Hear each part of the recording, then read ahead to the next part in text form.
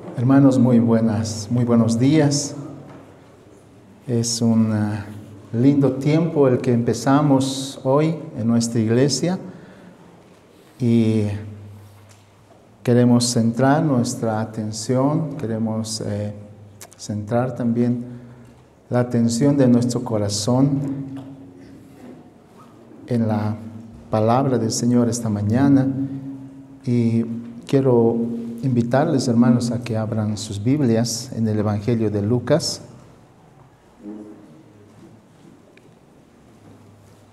Vamos a abrir nuestras Biblias en el Evangelio de Lucas, el capítulo 4,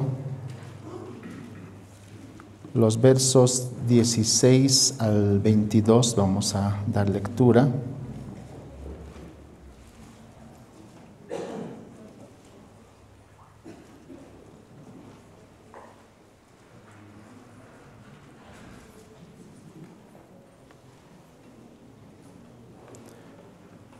Dice la palabra del Señor: llegó a Nazaret, donde se había criado, y según la costumbre entró en la sinagoga el día del reposo, y se levantó a leer.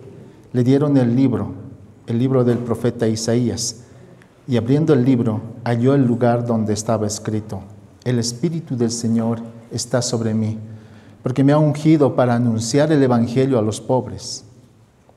Me ha enviado para proclamar libertad a los cautivos y la recuperación de la vista a los ciegos, para poner en libertad a los oprimidos, para proclamar el año agradable y favorable del Señor. Cerrando el libro, lo devolvió al asistente y se sentó.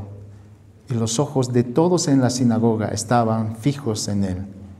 Y comenzó a decirles: hoy se ha cumplido esta escritura que habéis oído. Y todos hablaban bien de él y se maravillaban de las palabras llenas de gracia que salían de su boca y decían: ¿no es este el hijo de José? Vamos a orar. Señor, te damos gracias por esta nueva oportunidad que tenemos, Señor, de estar delante de ti, de poder alabarte, de poder escuchar tu palabra, de poder cantar. Señor, gracias por este privilegio.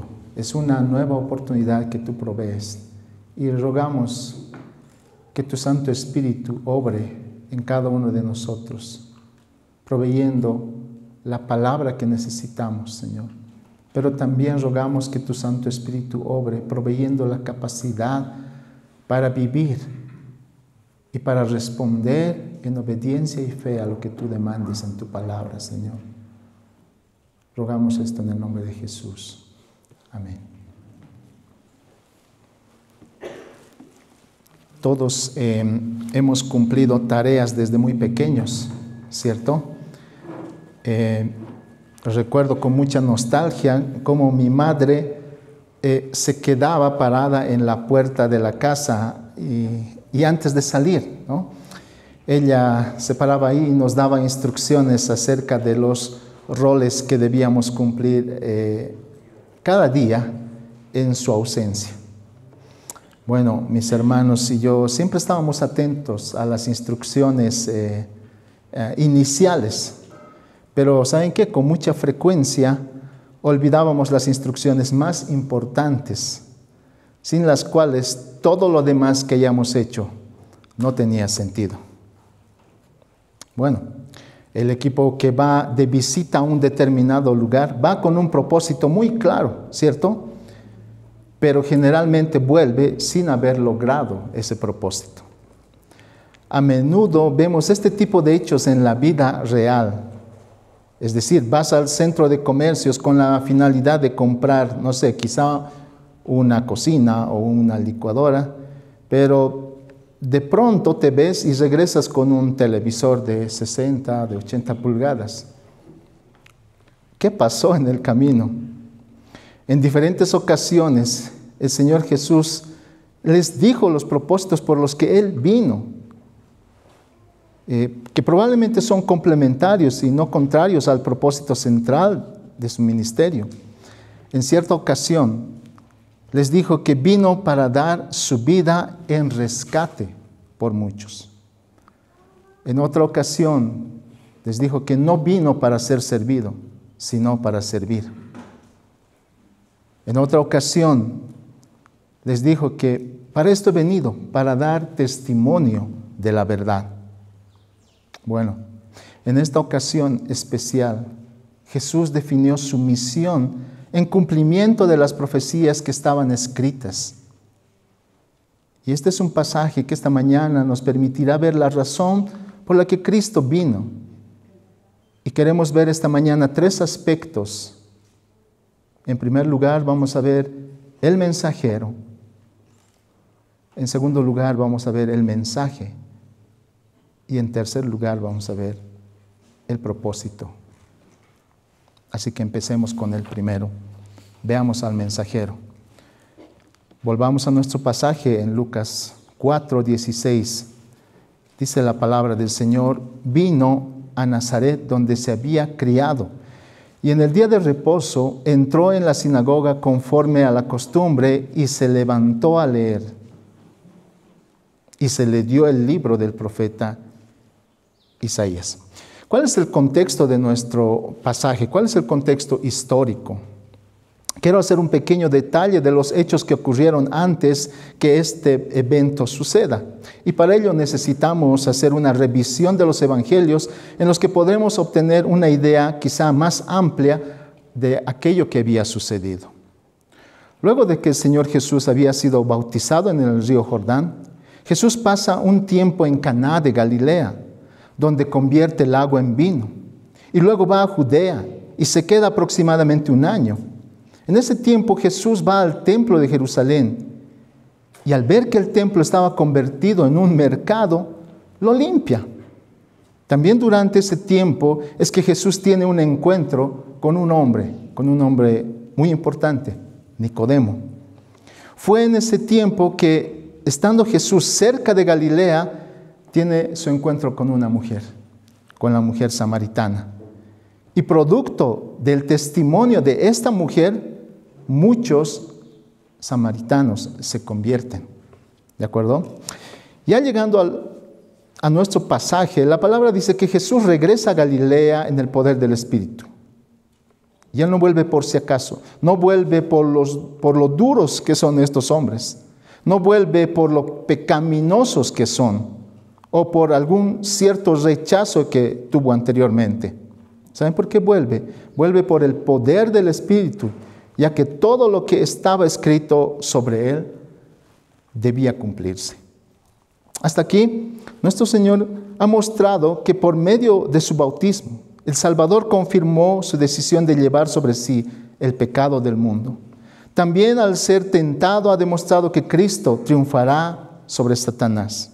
Y ahora Jesús está listo para llevar adelante su obra como gran profeta, Rey eterno y sumo sacerdote.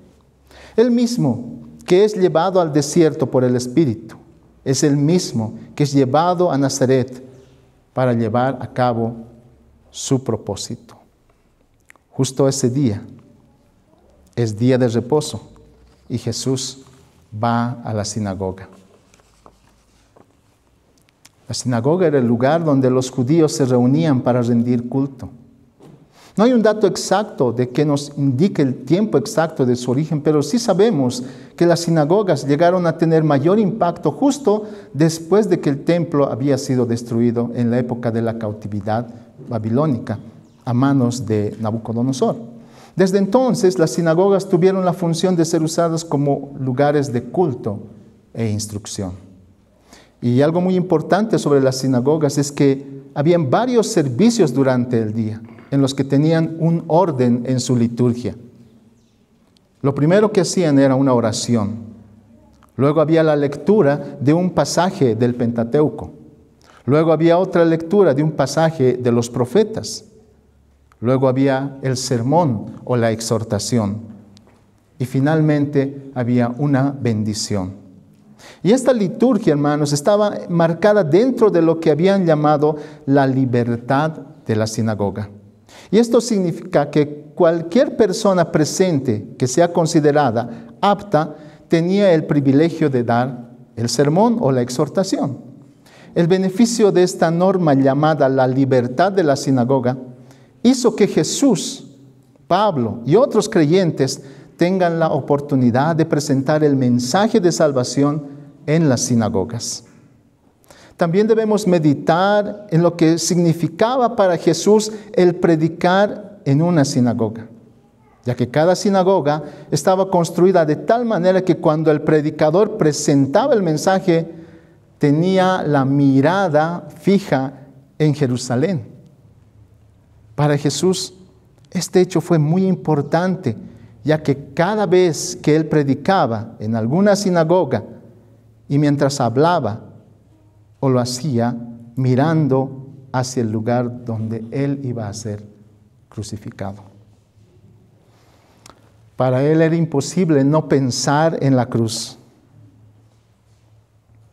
¿Por qué razón le entregan el rollo de los profetas?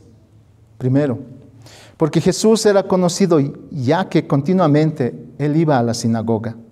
Segundo, porque lo que él había hecho en Judea había sido conocido por las personas y esto le trajo un cierto grado de respeto.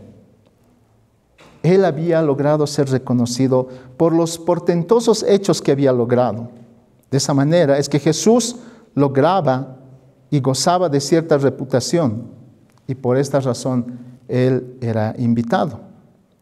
Pero algo que nos debe llamar la atención es que Jesús, a pesar de que siendo Dios, pensaríamos que él estaba tan preparado en las Escrituras que no necesitaría que alguien menos preparado pueda enseñarle. No era así con Jesús. Las Escrituras dicen que Jesús era conocido en las sinagogas porque siempre estaba ahí escuchando. Él siempre estaba en las sinagogas escuchando. Qué impresionante, ¿no?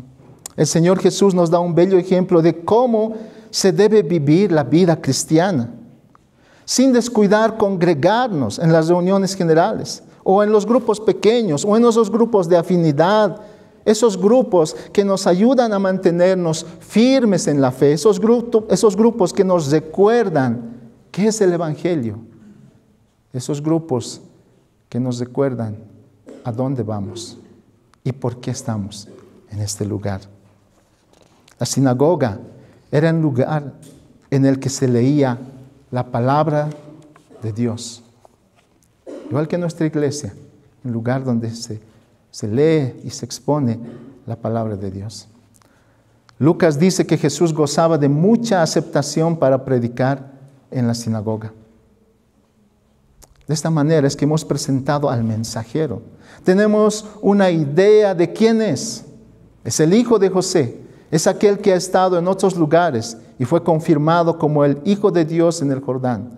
Es aquel que viene en el poder del Espíritu y es aquel que está tan preparado como para compartir en la sinagoga. En segundo lugar, vamos a ver el mensaje. Los versos 18 en adelante dice la palabra del Señor: el Espíritu del Señor está sobre mí, por cuanto me ha ungido para dar buenas nuevas a los pobres.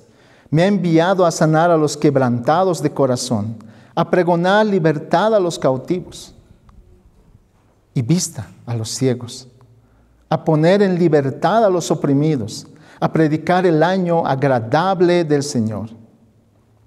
Este pasaje fue tomado del libro de Isaías. Isaías 61. El Espíritu de Jehová, el Señor, está sobre mí, porque me ungió Jehová y me ha enviado a predicar buenas nuevas a los abatidos, a vendar a los quebrantados de corazón, a publicar libertad a los cautivos y a los presos, apertura de la cárcel, a proclamar el año de la buena voluntad de Jehová y el día de venganza del Dios nuestro, a consolar a todos los enlutados. Esta parte comienza con la obra del Espíritu Santo.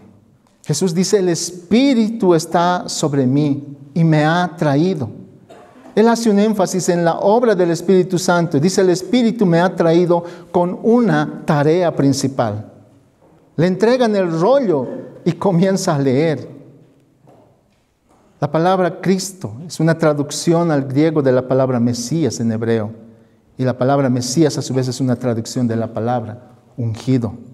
Entonces estamos hablando de Jesucristo. Y la frase con la que Él va a empezar es la más importante, porque en base a esa frase todas las siguientes tendrán comprensión. Número 1, proclamar el Evangelio a los pobres. Dar buenas nuevas a los pobres. ¿De qué está hablando? En el griego da a entender aquellas personas que tienen menos y por tener menos son tratadas mal, dejados a un lado. Aquellos que por tener menos tienen menos oportunidades. Aquellos que por tener menos están abiertos al Evangelio. Pero por otro lado, aquellos que tienen las manos llenas no son los aptos para recibir del Señor. Porque si sus manos están llenas, entonces Jesús ya no tiene nada que darles. La iglesia creció con personas y con gente que tenía poco. Pablo les escribe a los corintios y les recuerda esta situación terrible. En 1 Corintios 1:26 dice, pues mirad, hermanos, vuestra vocación, que no sois muchos sabios según la carne, ni muchos poderosos, ni muchos nobles, sino que lo necio del mundo escogió Dios. Lo necio del mundo escogió Dios para avergonzar a los sabios. Y lo débil del mundo escogió Dios para avergonzar a lo fuerte. Y lo vil del mundo y lo menospreciado escogió Dios, y lo que no es, para deshacer lo que es, a fin de que nadie se jacte en su presencia. La palabra pobre tiene que tener otra connotación, de lo contrario sería un determinado grupo social, ¿verdad? Entonces, ¿de qué tipo de pobreza está hablando? Está hablando de una pobreza espiritual, que es muy mayor en cuanto a una pobreza material, mucho mayor. Es una verdad que probablemente la entiendes cuando estés a un paso de la eternidad. Si tienes una cuenta llena de dinero en el banco, pero no tuviste un encuentro con el Señor y Salvador, justo en el momento en que estés cruzando la línea de la eternidad, te darás de cuenta de lo pobre que eres. Por otro lado, si no tienes nada en tu cuenta en el banco, pero por la misericordia de Dios y su llamado milagroso, tuviste un encuentro personal con el Señor, en el momento de pasar la línea de la eternidad, te darás de cuenta de lo rico que eres, porque te dirán que eres coheredero juntamente con Cristo. Esta es la gran verdad que estudiamos en los primeros estudios del libro de Efesios. Entonces Lucas nos habla de un tipo de pobreza espiritual que es mucho mayor a la pobreza económica o material. Cuando Cristo vino a proclamar el Evangelio a los pobres, está refiriéndose a aquellas personas que pueden reconocer su pobreza espiritual, aquellas personas que reconocen su pobreza y su bancarrota espiritual, que tienen una deuda tan grande y aún trabajando por la eternidad para Dios, seguirán siendo deudores.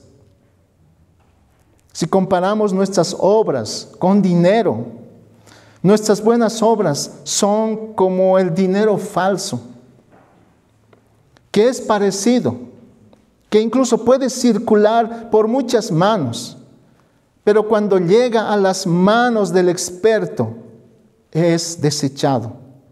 Así, una buena obra puede pasar por manos de los hombres, pero no por las manos de nuestro Dios, quien realmente conoce lo que hay en lo profundo de nuestros corazones. La mala noticia es que mis mejores obras son insuficientes delante de Dios. La buena noticia es que si yo reconozco esa verdad, entonces Cristo vino a proclamar el Evangelio también para mí. Cristo dijo Yo no he venido para llamar a justos, sino a pecadores. No justos, porque justo no hay ninguno. Yo vine a llamar a aquellos pecadores que reconocen su condición y su necesidad, aquellos que reconocen su bancarrota espiritual. Podemos estar tan seguros de que estamos viviendo en el camino correcto. Y verdad, llegamos a creer que todo lo que hacemos está bien. Un ejemplo de una persona moralmente buena fue el apóstol Pablo. Él vivió engañado la primera parte de su vida. ¿Y cómo fue engañado? Creyendo que era rico espiritualmente. Creyó que era un billete verdadero.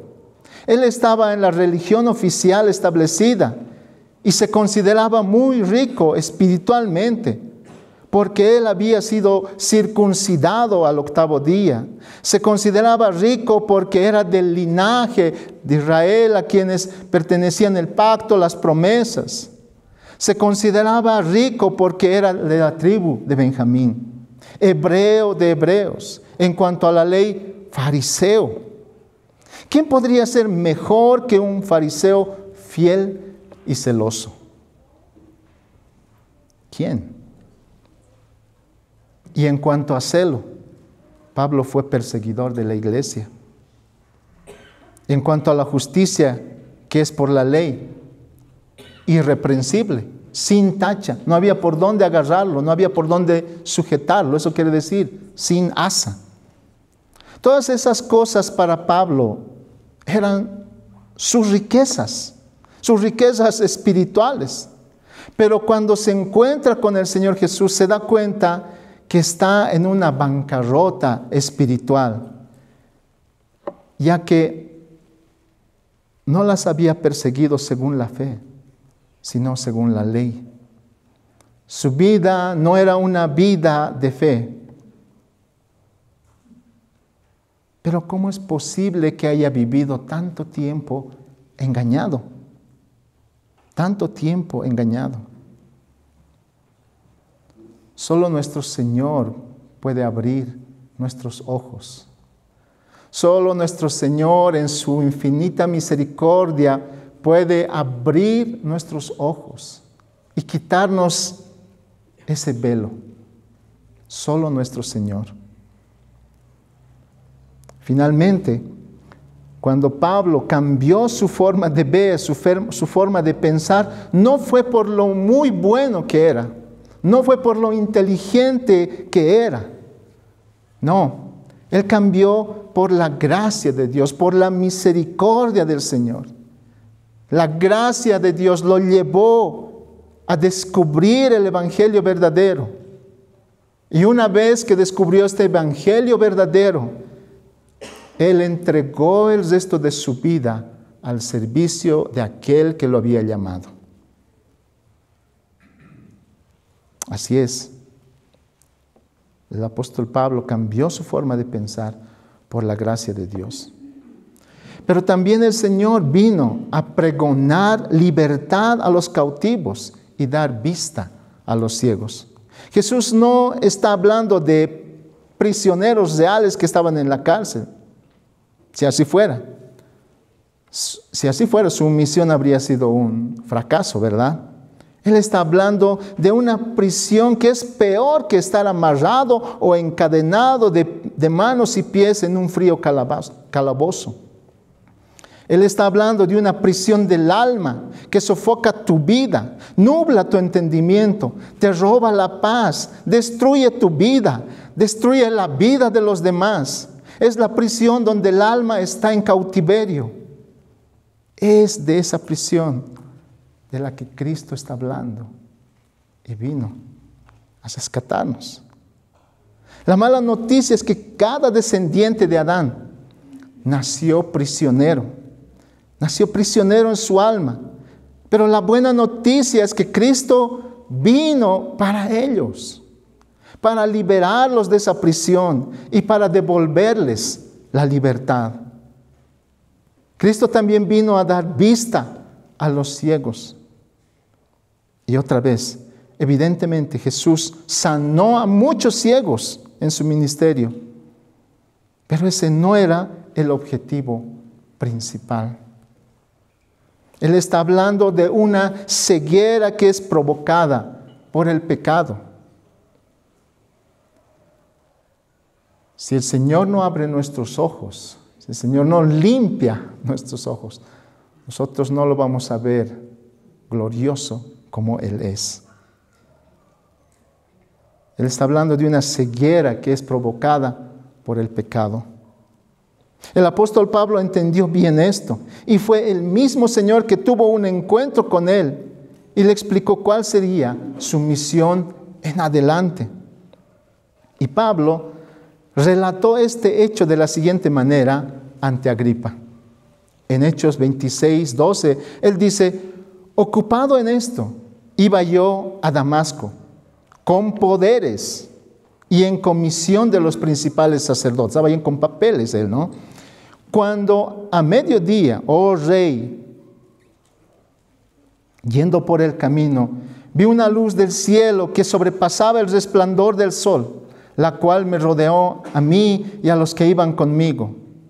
Y habiendo caído todos nosotros en tierra, oí una voz que me hablaba y decía en lengua hebrea: Saulo, Saulo, ¿por qué me persigues? Dura cosa te es dar coces contra el aguijón. Yo entonces dije: ¿quién eres, Señor? Y el Señor dijo: yo soy Jesús, a quien tú persigues. Pero levántate y ponte sobre tus pies, porque para esto he aparecido a ti, para ponerte por ministro y testigo de las cosas que has visto y de aquellas en que me apareceré a ti, librándote de tu pueblo y de los gentiles a quienes ahora te envío, para que abras sus ojos, para que se conviertan de las tinieblas a la luz y de la potestad de Satanás a Dios, para que reciban por la fe que es en mí perdón de pecados y herencia entre los santificados. Qué precioso este llamado. ¿No te pasó lo mismo? El pecado no nos permite ver la realidad, oculta, la minimiza, la distorsiona, la cambia, niega la realidad de nuestras acciones y la forma en que lo hace es haciéndonos sentir bien. Quiero que por un momento podamos pensar en el huerto del Edén. Y ahí está Eva observando ese fruto y escuchando una voz por detrás que dice: si pruebas de este fruto, serás como Dios. Hay una reacción en nuestro cuerpo que empieza a saborear el fruto, así como cuando el perrito, el cachorro empieza a salivar al ver una deliciosa presa de pollo. En cuanto la pruebas, es delicioso, sí, pero notas que detrás de ese aroma agradable hay un sabor que es amargo. Trabajo por muchos años en colegios y en escuelas y muchas veces los estudiantes me hicieron algunas bromas. Me obsequiaron unos deliciosos chicles que eran a la vista deliciosos y daba ganas de saborearlos. Tenían un aroma llamativo, pero cuando los llevaba a mi boca y presionaba, salía lo amargo de esa broma, ¿no? Lo terrible. Precisamente eso es lo que el pecado nos hace. Nos engaña. El pecado me oculta las consecuencias haciéndome sentir bien. Mi pecado me hace sentir bien, pero no es así con el pecado del prójimo. El pecado del prójimo es tan notorio que lo vemos, lo condenamos, lamentablemente lo chismeamos, justo porque el pecado es del prójimo. No me hace sentir bien, me afecta, va en contra de mí. Pero nuestro pecado, como es engañoso, no es notorio para nosotros. Y por eso estamos tranquilos y podemos estar así mucho tiempo. Un escritor dijo, el pecado es la causa más frecuente de la ceguera a nivel mundial. Nos ciega hacia las Escrituras y no vemos las verdades de la palabra de Dios. Nos ciega hacia el pecado y no vemos nuestra necesidad de perdón. Nos ciega hacia la cercanía con nuestro Salvador y no vemos la salvación que Cristo nos ofrece. Y esa es la mala noticia, hermanos. Nacimos ciegos, pero la buena noticia del Evangelio es que Cristo vino justo para dar vista a esos ciegos, para darnos vista a nosotros, porque nosotros también éramos ciegos. Finalmente, Él vino para dar libertad a los oprimidos. Vino para dar libertad a los oprimidos, aquellos que están oprimidos por su propio pecado, para aquellos y para que Cristo sea su redentor, su perdonador. A los oprimidos por el pecado del otro, para que ellos, Cristo sea para ellos su fortaleza en medio de la debilidad. A los oprimidos por las enfermedades que hemos heredado por las consecuencias del pecado, para ellos Cristo es su sanador. Para aquellos que están siendo oprimidos por los poderosos, Cristo es para ellos su vengador. Para aquellos que están siendo oprimidos por falsos maestros, para ellos Cristo es el camino y la verdad y la vida. Para aquellos que están siendo oprimidos por los placeres y la inmoralidad de este mundo, Cristo vino a libertarlos. Nuestro Señor también vino para predicar el año agradable del Señor. ¿Cuál es ese año? Las personas que estaban escuchando a Jesús tenían que tener esto claro. Este pasaje que Jesús dio lectura ese día era tomado del Antiguo Testamento.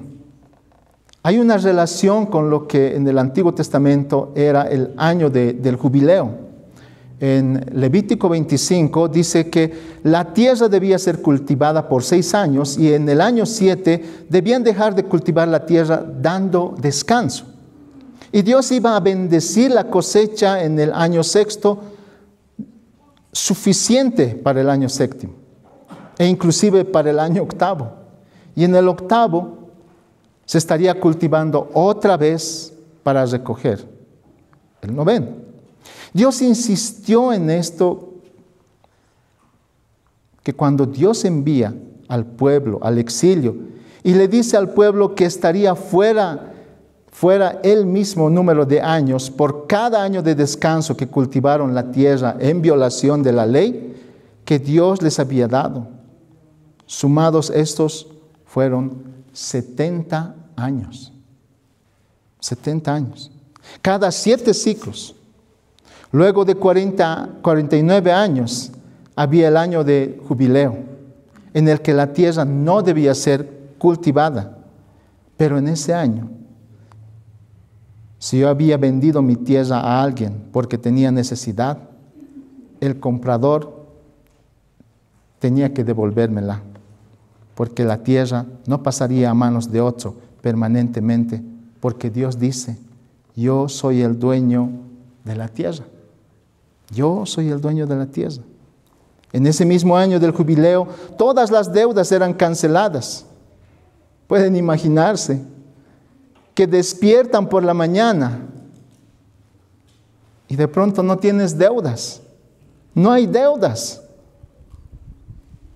Creo que sería una enorme bendición para muchos, ¿verdad?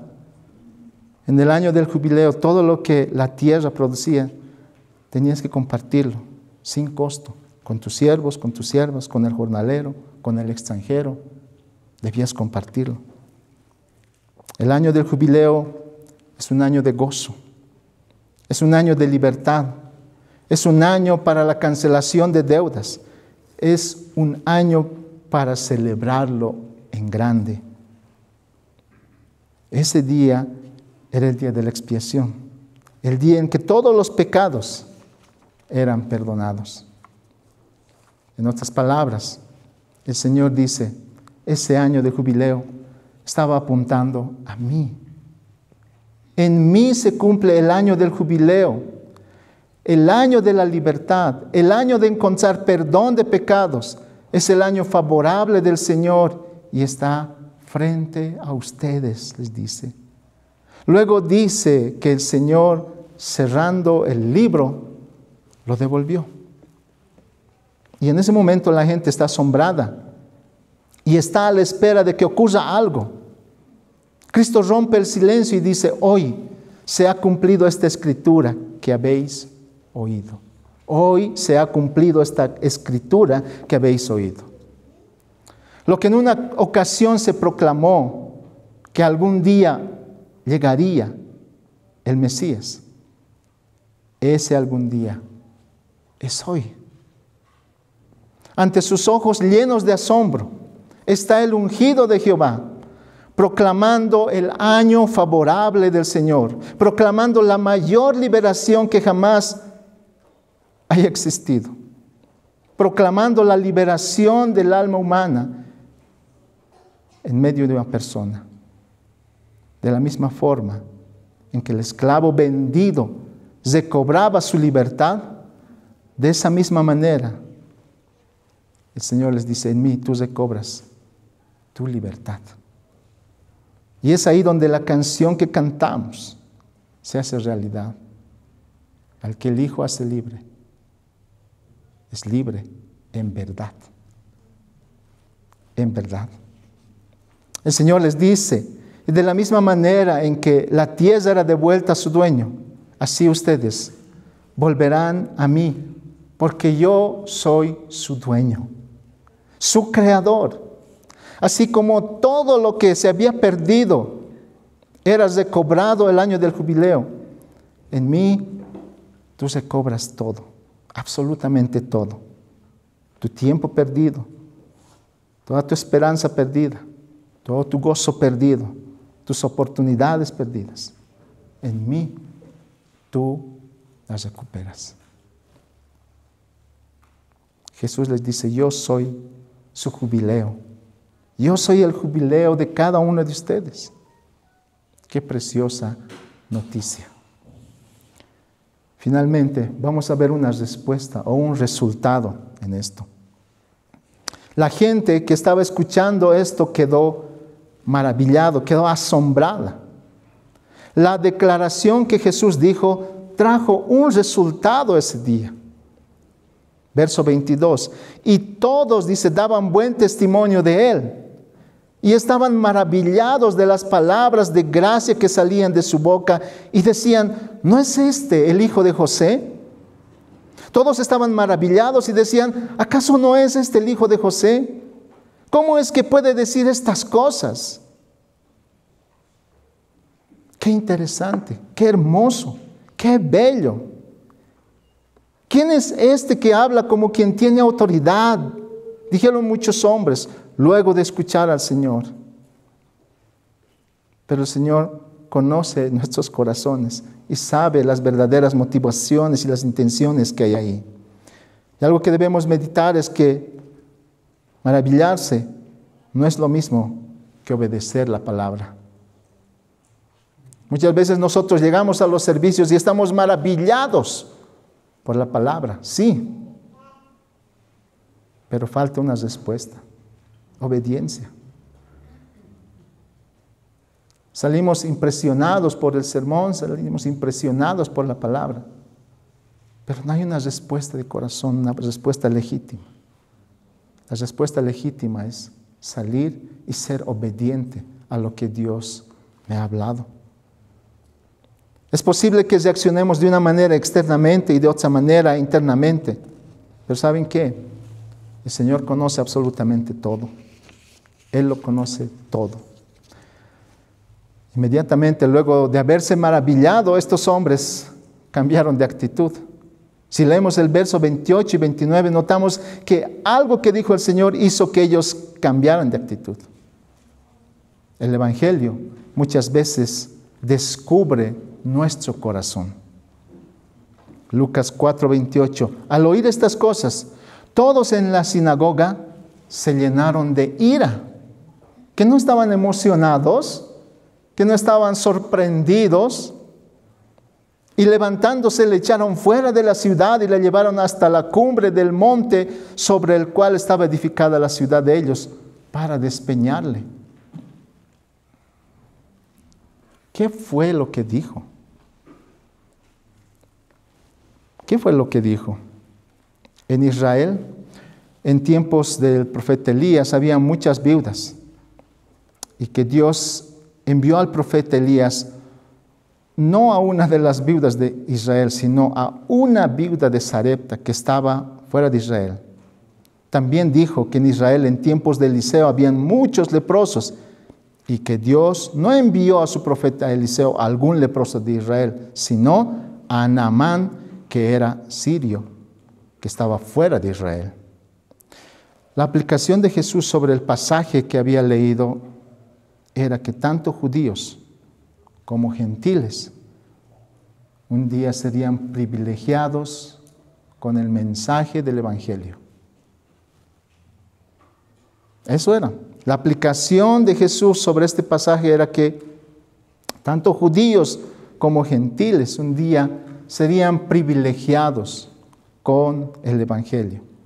Y esta afirmación hizo que el pueblo cambie de actitud, porque ellos no estaban de acuerdo. De la admiración momentánea, ahora viene la expulsión. De haberse maravillado por un momento, ahora quieren despeñarlo. Por esta razón, hermanos, es que nuestro Señor Jesús requiere una rendición completa a su señorío. Para terminar, quiero que podamos ver el pasaje que el Señor Jesús estaba leyendo en Isaías. El Espíritu de Jehová, el Señor, está sobre mí, porque me ungió Jehová y me ha enviado a predicar buenas nuevas a los abatidos, a vendar a los quebrantados de corazón, a publicar libertad a los cautivos y a los presos apertura de la cárcel, a proclamar el año de la buena voluntad de Jehová y el día de venganza del Dios nuestro, a consolar a todos los enlutados. La pregunta es, ¿por qué Jesús cerró el libro antes de terminar de leer el pasaje completo? ¿Por qué? Porque la primera venida del Señor, esa es la oportunidad. Ese es el año favorable. Ese es el año de la misericordia. Ese es el año de la salvación. Ese es el año del perdón. Ese es el día de tu oportunidad. Ese es el día de nuestra oportunidad. ¿Saben por qué? Porque el próximo día va a ser el día de la venganza. Y ese va a ser un día terrible. Si tú has escuchado hoy la palabra del Señor, la misma palabra te dice, no endurezcas tu corazón. Este es el día favorable. Este es el día de gracia que el Señor ha traído a nuestras vidas. Es el día de su misericordia. El próximo puede ser tarde. Podemos unirnos en agradecimiento esta mañana al Señor por este mensaje y por el Evangelio tan precioso del que hoy podemos disfrutar y vivir. Oremos. Bendito Padre Celestial, te damos gracias por tu palabra esta mañana. Señor, gracias, porque no somos merecedores. Pero en tu gracia, hoy podemos decir que te amamos y que estamos agradecidos. Pero Señor, no queremos que este mensaje quede acá en nuestro corazón o en nuestra mente. Señor, permítenos también predicar y proclamar este mensaje a aquellas personas con las que todos los días probablemente conversamos y compartimos otros temas. Permítenos esta temporada centrar nuestra atención en el Evangelio, en este Evangelio de gracia por el cual hoy estamos acá. Y también queremos que nuestros amigos, nuestros familiares, nuestros vecinos puedan disfrutar de este precioso mensaje. Señor, danos esa capacidad y ayúdanos a vivir para honra y gloria de tu nombre en todo lo que tú nos permitas. Gracias, Señor, por tu palabra. A ti sea toda la gloria y la honra. En Cristo Jesús. Amén.